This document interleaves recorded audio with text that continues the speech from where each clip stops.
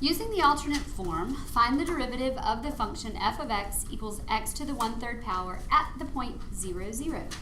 So we need to decide what formula we're using here. Alternate form, right? And we can use that because we're actually finding the derivative at a point. If you're finding the general derivative, you can't use alternate form. But if you want it at one specific point, you can use alternate form. The only difference in general and alternate form is that when we find the derivative at a point, we'll call it a. It equals the limit as h approaches 0.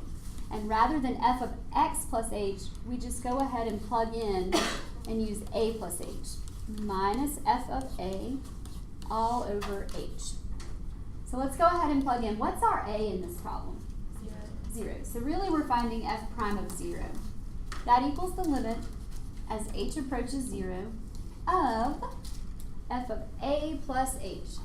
So if I do 0 plus h and I plug it into this right here, what does that give me?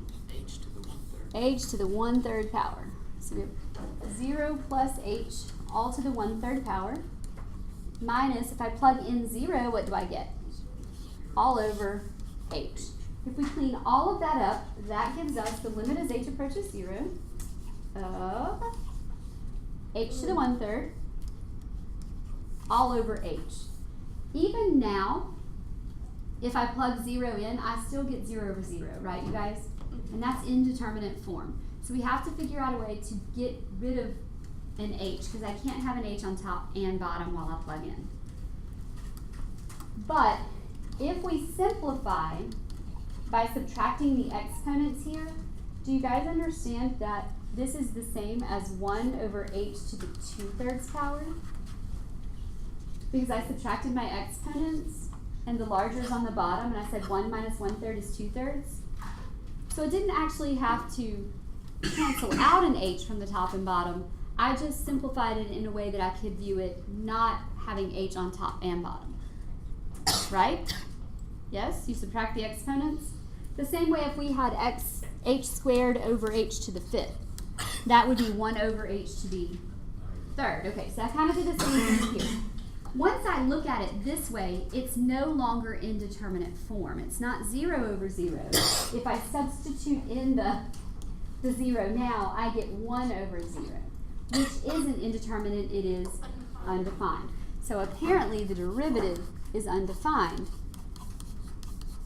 at the point 0, 0.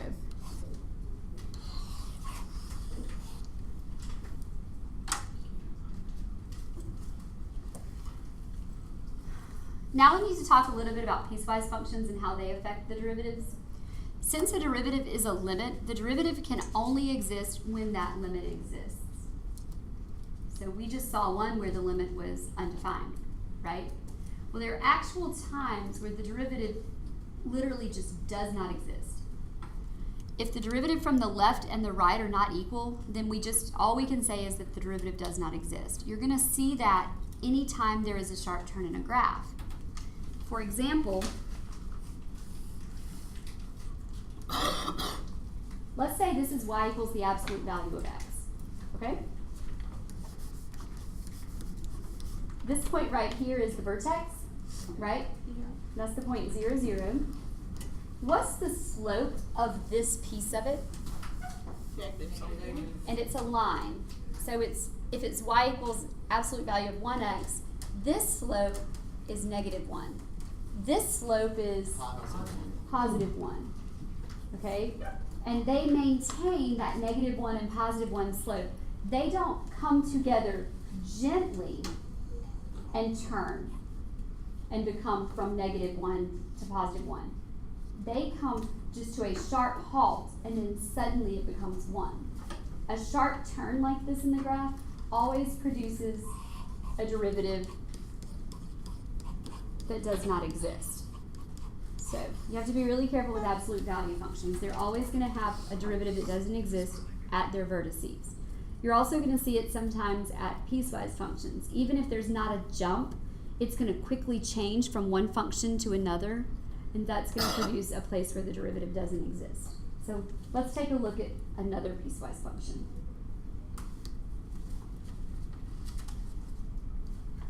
think mainly, you guys understand absolute value pretty well, right?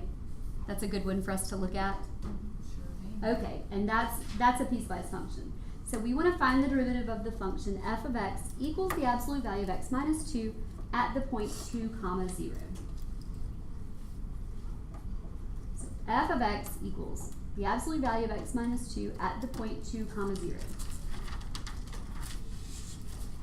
Because it's absolute value, it doesn't work as well with limits because of the whole piecewise situation. So algebraically speaking, it's very difficult to deal with the limits. So we're going to have to take a look at it from a graphical approach. Where's the vertex of absolute value of x minus 2? 2, 0. 2, 0? All right, so there's my vertex. And then this would be the point 3, 1. And this would be the point 1, 1. So we're looking at something like this. All right, and since we're doing this graphically, not with limits, I want to know what is the equation of this line right here, the positive one? y equals the equation. What's the equation of that line? Y equals what? X minus 2. So this is y equals x minus 2. What does this have to be? Negative x. The opposite. It has to be negative x plus 2. Okay? So what's the slope of everything on this side? 2, negative 1. No, negative 1. Okay, the slope of everything on this side is negative 1. What's the slope of everything on this side? Okay, so on every point on this graph, the derivative is either negative 1 or positive 1, except for the point where they come together sharply. So the derivative here does not exist. Because the derivative from the left is negative 1 and the derivative from the right is positive 1. And they're changing sharply. It's not like we went from negative 1 to negative 1/2 to negative 1/4 to negative 1/8 and slowly passed through 0 and then went up to 1/8, 1/4, 1/2, 1. And that's what happens in a regular graph. It's gentle curve. It's not sharp. And so the slope slowly changes from one number to the other. That's actually called local linearity of a graph. And unless there's a sharp turn, they all possess that. If you look at a small enough piece around them, they behave like a line. And that's what allows us to find the slope. We talked about that, the secant line between two very close together points. Well, if I picked two very close together points on this graph, centering around 0, 0, they're not linear. And so that point doesn't fall between them. Does that make sense? It's that sharp point that just, brings the derivative to a screeching halt and then switches to something else. So you have to be really careful with absolute value there. What would my derivative be at negative 7? Negative 1, right? What would my derivative be at positive 3? 1. Positive 1, yeah. So absolute value may look difficult, but you really can look at it. And because we know that it behaves like a piecewise function where one side is y equals whatever the absolute value is and the other is y equals the opposite of that, you can just really sketch a quick graph and look at it and you can tell everything you need to know. But just be on the lookout for things, especially in piecewise functions where they don't come together smoothly like that and they're sharp turns.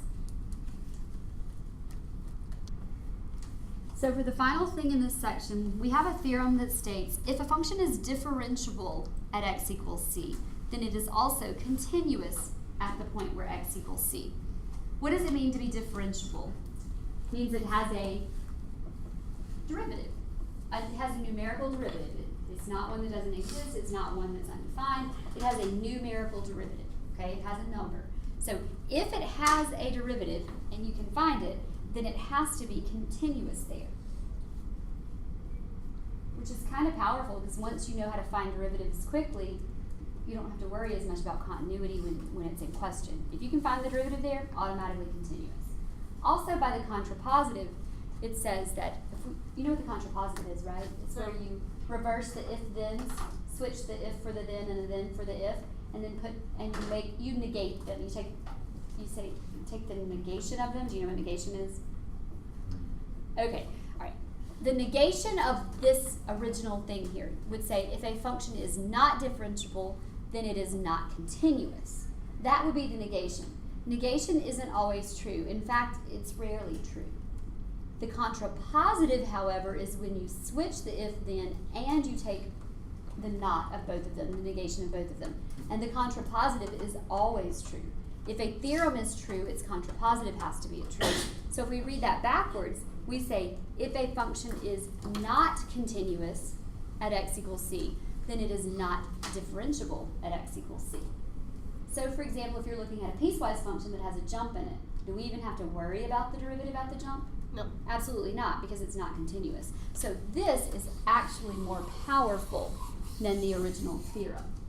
You know, it helps you a lot more. If you're having a little trouble finding a derivative, stop and think about the continuity. It may very well be that, you know, if it's not continuous, you can just stop and say, okay, it doesn't have a derivative, I can move on with my life, right? Okay, what this does not mean is that just because it's continuous doesn't mean it's differentiable. If it's differentiable, it's continuous. If it is not continuous, it is not differentiable. But we cannot say